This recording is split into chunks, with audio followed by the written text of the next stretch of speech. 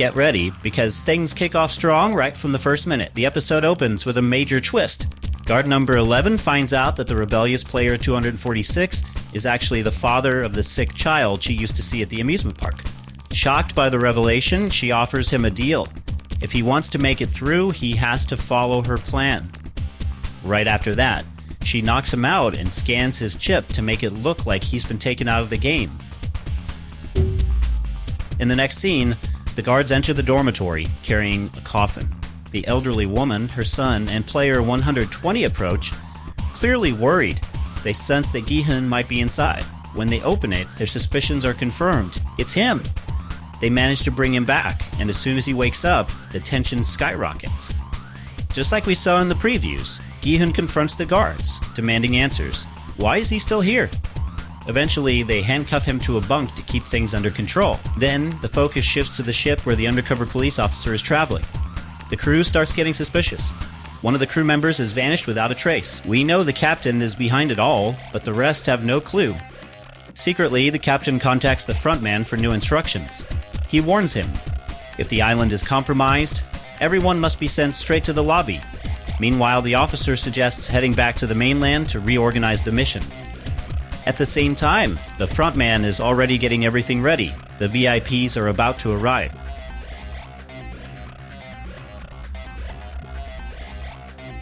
The tension keeps building in this episode. Next we follow Guard 11, who decides to infiltrate the operating room where the guards are secretly handling the bodies of players who were taken out of the game. Pretending to be one of them, she earns their trust. But once inside, she puts her real plan into action. She takes down everyone there, except for the doctor. Why? Because she needs his help to stabilize player 246, who's still unconscious. Then we move on to a key moment, the vote to decide whether the players will continue in the game or not. The problem is, due to all the chaos caused by Gi-hun, only half of Team X is still around, which means fewer votes in favor of leaving. The final decision is clear. Everyone has to stay. As expected, some players take the opportunity to mock Gi-hun. Among them are the shaman, the old man, and a few others. During mealtime, the tone shifts a bit. The elderly woman and her son approach Gi-hun to offer him something to eat, though he refuses. Shortly after, player 120 shows up to apologize for not being able to get ammo during the earlier chaos. But then comes a key reveal. The old woman's son explains that the real one to blame wasn't 120, it was player 388, also known as Dae-ho. From that moment on, Gi-hun feels a deep hatred toward Dae-ho. And honestly, it's understandable. He doesn't take his eyes off him for a second. This makes Dae-ho so nervous. It's like he completely loses his cool. Yes, really. Though that'll become even more obvious in episode 2. It might sound like an exaggeration now, but their next interactions make it clear. The guy is genuinely terrified.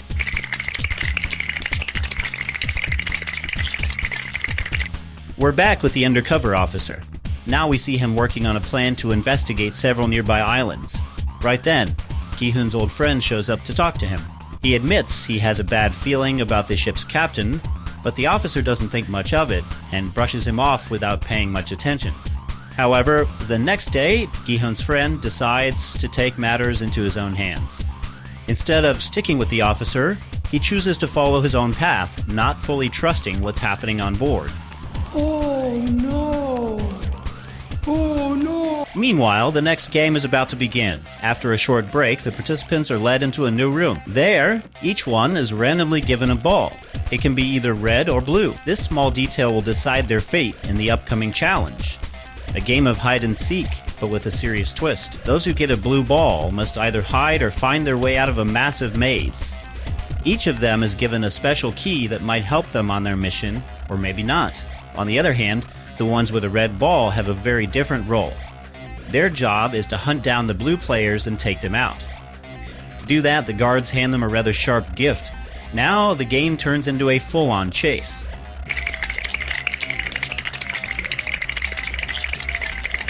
Teams are set and tensions rise. In this part of the episode, we see that the pregnant player ends up on the red team, along with the elderly woman and Gi-hun. Meanwhile, Her ex is assigned to the blue team, together with the old woman's son and Dae-ho. They manage to negotiate a role swap, something the guards allow in certain cases. So the pregnant woman's ex and the elderly woman's son switch over to the red team. But when it comes to Gi-hun and Dae-ho, there's no such deal. As you can probably guess, Gi-hun has no plans to forgive him. Dae-ho tries to explain himself. He approaches Gi-hun and says it wasn't really his fault, that everything was already falling apart, and the only smart move was to take out anyone who still wanted to keep playing. But Gi-hun doesn't say a single word, he just stares at him, with a look that says everything. Sensing the tension, Dae-ho, along with others like the old man, desperately tries to trade roles with different players, but no one agrees.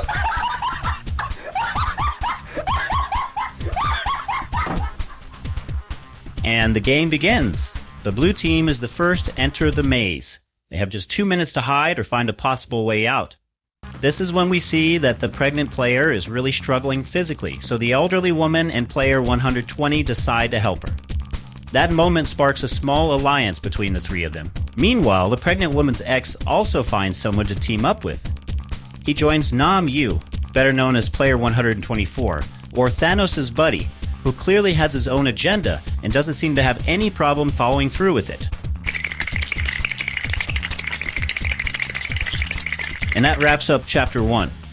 Everything I've shared sums up the key moments from this first part. Now let's take a closer look at some interesting details that might give us clues about what's coming next. First off, it's clear that Gi-hun holds a strong grudge against Dae-ho, which makes him his main target in the hide-and-seek game. Will he manage to take him out? Or could they possibly make peace? From what we see in the trailer, we know Gi-hun makes it to the final round, so at least we can rule out the idea of him being taken out in earlier stages. Secondly, the connection between guard number 11 and participant 246 raises a lot of questions. Could they be planning a second rebellion? Or maybe they're thinking of escaping the island together? Their alliance might play a key role in the episodes ahead. And finally, if the game is based on one team needing to take down the other, it's fair to assume that only half the players, or maybe even fewer, will make it through. This could mean a major twist in the storyline. All of this, of course, will unfold in the next chapters. If you enjoyed this recap, don't forget to check out the others that will pop up on screen. See you next time.